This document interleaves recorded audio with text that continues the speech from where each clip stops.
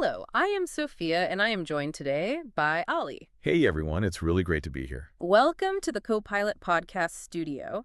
And, if you are listening right now, just consider yourself the third person sitting right here at the table with us. Yeah, pull up a chair. Exactly. We are doing this deep dive specifically to help English learners, just like you, improve your listening skills and, well, expand your practical vocabulary through real-world daily life topics. Right, because the goal is always to move beyond just, memorizing lists of words. Oh, absolutely. We want to explore how language actually functions when you are out in the world dealing with unpredictable situations. We really want to give you those linguistic tools so you can navigate those moments with, well, genuine confidence. Yeah, and today's topic is pretty much the ultimate test of that confidence. Oh, definitely. We're talking about asking for and giving directions in a totally unfamiliar city. I mean, I'll just picture the scenario for a second. You have just stepped off a train. A classic situation. Right. You walk out of the station doors, and immediately, just boom, the sensory overload hits you. The noise, the crowds. Yeah, the street signs are in a language you're only just beginning to learn. The sidewalks are packed with commuters who, all seem to have a flawless internal compass. They're all walking so fast. So fast. Yeah. And you are just standing there staring down at your phone where that little blue GPS dot is just spinning in confusing circles, totally unable to calibrate. Oh man, that is a universally recognizable feeling of vulnerability. Like your brain instantly recognizes that you lack the spatial data to survive in this environment. Exactly. And so the cognitive load spikes, right? And that resulting anxiety can easily wipe out whatever carefully practiced vocabulary you thought you had ready to go. Yeah, that panic is very real. It feels a bit like, like being dropped onto a massive, complicated board game. I like that analogy. Right. Only nobody bothered to hand you the rule book before the timer started. And our source material today points out something I found deeply resonant. It literally calls knowing how to ask for directions a life-saving skill for a traveler. Which, that might sound like dramatic phrasing at first. A little bit, yeah. But it gets to the core of what travel actually is. Yeah. Being able to navigate isn't just about, finding the nearest tourist attraction or a good cup of coffee. Right. It is fundamentally about safety, independence, and agency. When you know you possess the language tools to get yourself unlost. Unlost. I love that. The entire psychological experience of traveling changes. You stop viewing the city as a threat to be managed, and you start viewing it as a landscape to be explored. That is such a crucial shift in mindset. But to reach that level of confidence, to actually start playing the board game rather than just being a pawn on it, we have to build a mental map first. We do. And I want to start by looking at the foundational spatial vocabulary.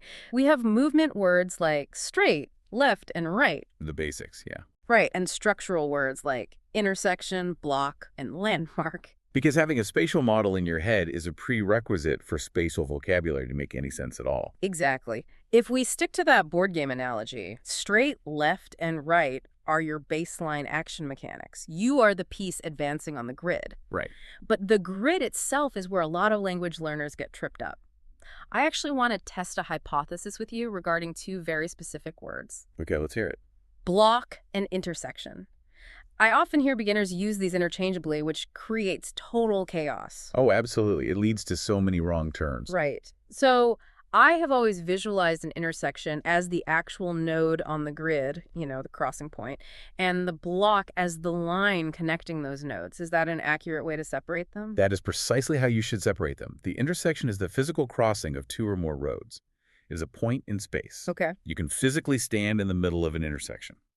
A block, on the other hand, is the unit of distance between two of those consecutive intersections. Okay, so the block is the journey, and the intersection is the arrival point of that specific leg of the journey. That's a great way to put it, yes. But, that assumes a lot about the city you were walking in, doesn't it? It does. Like a block in a neatly gridded city like New York or Chicago is a very predictable unit of measurement. Right, very square. But a block in a winding historical city like London or Rome feels way more abstract. Oh, that is a critical nuance to point out. Our structural vocabulary often reflects grid-based urban planning. Yeah. So when a local in a historical non-gridded city says walk 2 blocks, they are loosely adapting that grid vocabulary to mean walk past 2 major cross streets. Ah, okay. It becomes a relative measurement rather than an exact one. And this is exactly why relying purely on invisible map lines or street names is dangerous for a learner. Which brings us to the next crucial piece of vocabulary, right? The landmark. Yes, the lifesaver. A famous building, a bizarre statue, a brightly colored shop front. Why are we so reliant on these physical objects when navigating? Shouldn't a street name just be enough? Well, from a cognitive perspective, street names are incredibly inefficient. Really? Yeah, human memory is not built to process abstract geographic coordinates or textual labels on a map. We evolved to navigate by physical topography. That makes a lot of sense. So when you are stressed and navigating in a second language, Yeah. reading a street sign requires translation, processing, and orientation. A landmark bypasses all of that. Because it's just visual. Exactly. A giant clock tower or a bright red bridge is a visual anchor. It provides an immediate, undeniable physical reference point that grounds those abstract instructions of left and right into reality. Right. It is the difference between scanning a busy intersection for a tiny metal sign that says Elm Street versus just, looking up for the massive Gothic church. The church is the anchor. Always looks at the church. So, if understanding this physical layout is step one, step two has to be translating that map to the person standing in front of you. Right. And the transition from abstract geography to human interaction is where the real challenge lies. Let's analyze the approach then. If I am the lost traveler, the instinct is often to walk up to someone and just blurt out the destination. Like, where is the train station? Which happens all the time. Because you are so hyper-focused on fixing the problem that you kind of strip away the social padding. But our material emphasizes starting with, excuse me, how do I get to the nearest station? Right. And, bypassing the polite opener is a very natural trauma response to being lost. You just want the data. You just want to know where to go. Exactly. But in English-speaking environments, and really in most cultures, launching straight into a demand for information is jarring. Yeah, it feels transactional and a bit demanding. Excuse me, isn't just filler, right? It acts as a social buffer. It signals to the stranger that you acknowledge you are interrupting their day and you are doing so respectfully. It immediately disarms them and, increases the likelihood that they will actually stop and help you. Yeah, it frames the interaction as a request for a favor rather than an interrogation. And once you have successfully opened that door, you have to be ready to process the incoming data. Right. So let's say the stranger is helpful. They give you a classic set of directions, something like go straight for 2 blocks, turn left at the traffic lights, it's on your right, next to the bank. Classic. We have our core vocabulary functioning perfectly there, but there is a suggested follow-up question for the traveler that I initially questioned. Go on. Well, after receiving those directions, the traveler is supposed to ask, is it far from here? And I'll admit, my instinct would be to just say thank you and start walking. Why prolong the conversation? Because you need to scale the map they just gave you. Think about your earlier point regarding how variable a block can be. Oh, right. I actually have a painful memory of this from a trip a few years ago. Oh, no. What happened? I asked a local for directions, and they casually said, oh, just go straight for 3 blocks. I thanked them and started walking. What I didn't realize was that in this particular part of the city, a single block was a massive, unwalkable industrial zone. You're kidding. 45 minutes later, I was exhausted, lost, and nowhere near the 3rd intersection. Oh, that is brutal. So the local's mental map of a short walk was completely disconnected from your physical reality. Entirely. So by asking, is it far from here? You force the native speaker to quantify the journey in terms of time or effort. They might reply, actually, yes, it's a 40-minute walk. You should probably take the bus. That single question saves you from embarking on a logistical nightmare. Yeah, it manages your expectations before you take a single step. That is a highly practical fail-safe. It really is. Now, I want to dissect something in those direction phrases that consistently torments language learners. Let me guess. Prepositions. Prepositions, yes. Yeah. The tiny, seemingly invisible words that carry an unfair amount of weight. They're notoriously difficult because they just don't translate neatly across languages. Right. So let's test a visual theory on these. We have the phrases, turn left at the traffic lights, it's on your right, and next to the bank. Okay. When I try to rationalize this, at feels like it treats the location as a single, precise dot on a map. Okay, I follow. On feels like it treats the location as a line or a boundary that I'm moving alongside. And next to is a cluster.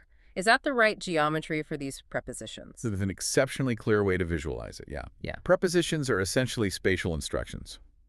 At designates a point of convergence. Like the dot. Right. You aren't entering the traffic light, Right. and you aren't wandering around its general vicinity. You are navigating to its exact XY coordinate to execute your next move. The dot on the map. Correct. Now, on, as in on your right, establishes an orientation along a plane. A street has two distinct sides. Yeah. By using on, the speaker is telling you which side of the line you need to monitor, and then next to establishes a relationship of immediate proximity. The cluster. Exactly. It essentially borrows the visibility of a larger landmark, the bank, to help you find a smaller, less obvious destination right beside it. So if you can visualize the dot, the line, and the cluster, the prepositions stop feeling like random grammatical torture and start feeling like actual navigation tools. Precisely. But let's introduce some real-world friction here, because having the vocabulary and understanding the grammar is wonderful in a vacuum. But not on the street. Exactly. Out on the street, it rarely goes that smoothly. The real world is noisy, fast, and completely unpredictable. Yeah. You step up, you politely say, "Excuse me, how do I get to the nearest station?" And the local, trying to be as helpful as possible, unleashes a tidal wave of fast, idiomatic English. They just start talking so fast. They tell you to cut through an alley, ignore the first dead end, wrap around a blue fence, and your brain simply shuts down. Yeah. The cognitive overload we talked about earlier kicks in, and you suddenly can't even remember left from right. It is the moment every language learner dreads. The auditory processing falls completely behind the speed of the speaker. And this is where I think the survival tactics for the lost traveler become the most valuable part of this entire deep dive. I agree. These are the psychological hacks you can use when the language itself is failing you. The first is utilizing hand gestures. Right. Gestures provide a parallel channel of communication. If your pronunciation of a street name is slightly off, but you are physically pointing in a specific direction. The native speaker figures it out. Exactly. Their brain will synthesize the audio and visual clues to understand your intent. Furthermore, when you gesture, it often subconsciously prompts the person you are speaking with to gesture back. Oh, they start pointing and tracing lines in the air. Yes. Which means even if you are only catching every third word they say, you can follow their hands to deduce the general route. But what if the verbal barrage is still too overwhelming? I mean, there is a brilliant tactical pivot you can make here, right? Oh, the map request. Yes. The phrase, "Could you show me on the map?" This isn't just a request for directions. It is a fundamental shift in how the information is being delivered. I would argue it is the single most effective tool a learner has in this scenario. Really? Absolutely. When you are listening to complex directions, the burden of visualization is entirely on you. You have to hear the words, translate them, and simultaneously draw the map in your head. Which is exhausting. It takes massive cognitive effort. But the moment you pull out your phone or a paper map and ask them to show you, you externalize that cognitive load. Precisely. You shift the information from an auditory processing task to a visual processing task. You don't need to translate the word for intersection or alleyway because you can literally watch their finger trace the path on the screen. That makes so much sense. It bypasses the language barrier almost entirely. And most locals are more than happy to do it. Pointing at a screen feels collaborative. It does. Yeah. The final survival tactic deals with how to process that fast speech if you don't have a map. The strategy is to filter the incoming language for key landmarks. We talked about this briefly, but it is really worth exploring how to train your brain to actually do this. I kind of picture it like standing in a rainstorm with a small bucket. Okay. If a native speaker is talking at full speed, trying to translate every single word in real time is like trying to catch every individual drop of rain. Right. It is exhausting, and it is pretty much impossible. By the time you translate, the man said to walk past the speaker has already finished the sentence, and you have completely missed the actual destination. That real-time translation trap is the absolute enemy of comprehension. So instead of trying to catch every drop, you listen for the big splashes. I love that. You actively ignore the complicated grammar, the idioms, the filler words, and you just scan the audio for solid nouns, the physical anchors. You wait to hear park, supermarket, bridge, or museum. You are filtering for the coordinates. If the speaker gestures left and you catch the word supermarket, your brain has enough data to proceed. Yeah. Your next objective is simply to walk left until a supermarket appears. You don't need to understand the complex relative clause they use to describe the color of the supermarket's roof. Exactly. You just need the anchor. It takes so much pressure off the listener. You aren't failing to understand. You are selectively listening for what matters. It is a highly advanced comprehension skill disguised as a beginner's survival tip. It really is. So we have established the geometry of our mental map. We have unpacked the social utility of polite phrases and the mechanics of prepositions. We covered a lot. We did, and we have armed ourselves with cognitive hacks to survive fast talkers. Now, I think we should actually test how this sounds in practice. Let's do it. Let's do a guided role play, but let's add a bit of realism to it. Okay, I'll play the local on the street. And I will play the tired traveler. The scenario is, I have just walked out of the train station and I desperately need to find the nearest cafe. Let's walk through how this interaction actually unfolds. I'll start with the polite opener to break the social barrier. Excuse me, how do I get to the nearest cafe? Oh, sure, yeah, a cafe. Huh? You're just going to want to head straight down this road for a bit, skip the first two little side streets, and then hang a hard left-right at that big intersection. It's going to be on your right, kind of tucked in next to the bank. Okay, time out. Too fast. As a learner, I just heard a wall of sound. You threw in skip, side streets, hang a hard left, and tucked in. My bucket is overflowing. Yeah, that was a lot of rain. Exactly.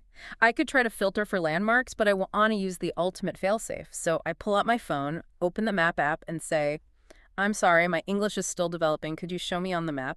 Oh, absolutely, no problem. Look, right here. We are at the station. You go straight to this big intersection and turn left. The cafe is right here next to the bank. Thank you very much. Is it far from here? Not at all. It's just a 5-minute walk. And scene. Nice. That felt like a very authentic interaction. Well, notice how the dynamic changed the moment you introduced the map. Yeah. I immediately dropped the complex idioms. I stopped talking about hanging a hard left and reverted to the core spatial vocabulary we discussed: straight, intersection, left, next to. Because the visual aid of the map anchors both speakers. It forces the native speaker to simplify their language to match what they're pointing at. Exactly. You successfully navigated a high-stress situation, gathered the necessary data, and verified the distance, all without needing to understand every single word of the initial rapid-fire response. It proves that successful communication isn't about perfect grammar or massive vocabulary. It's about utilizing the tools at your disposal to bridge the gap. Which brings us to the ultimate takeaway for the listener. You already have the tools to survive in a foreign city. You do. You have the core structural words, you understand the geometry, the prepositions, and you have the psychological tactics to manage cognitive overload. Before we wrap up this deep dive, we want to leave you with a final thought, a way to bridge the gap between this discussion and your everyday reality. Spatial awareness is a muscle that needs to be flexed. Exactly. So tomorrow, when you walk out of your front door to go about your normal day, I want you to look at the streets you know so well. The route to your grocery store, or the walk to your bus stop. The familiar routes. Right. Try to explain that exact route to an imaginary stranger using only the simple English directions we explored today. Map your daily routine onto the vocabulary. Where are the nodes, the intersections, how many blocks of the journey, what physical landmarks do you rely on without even realizing it? If you can articulate the geometry of your own neighborhood in English, navigating a foreign one becomes infinitely less intimidating. You realize it is all just the same board game, just with a different coat of paint. Very true. Well, thank you for sitting down with us in the studio today. We hope this deep dive has provided you with a new perspective on language learning and the confidence to embrace the chaos of a new city. Keep practicing. Yes. And keep relying on those gestures. And remember that asking for help isn't a sign of failure. It is the very first step of exploration. Just remember to start with, "Excuse me."